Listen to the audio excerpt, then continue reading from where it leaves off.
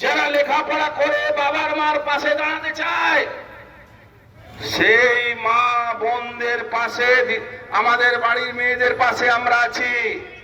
লজ্জা হয়? আপনি একজন মহিলা মুখ্যমন্ত্রী, আপনার একটা আলাপন বন্দ্যোপাধ্যায় আছেন, যিনি দাঁড়িয়ে বলছেন মহিলারা রাত্রিবেলা চাকরি না করলেই, কাজ না করলেই ভালো।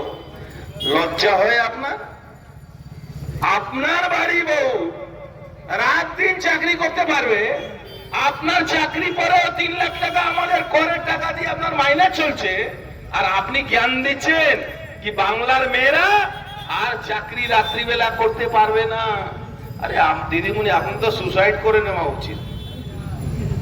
আপনার তো একজন মহিলা মুখ্যমন্ত্রী হিসাবে আপনি মহিলাদের সুরক্ষা দিতে পারছেন না। সুরক্ষা দেওয়ার দূরের কথা, মহিলাদের উপরে অত্যাচারের যদি 1 থেকে 10 নম্বর দেওয়া হয়, তাহলে 1 নম্বরে আপনি আছেন।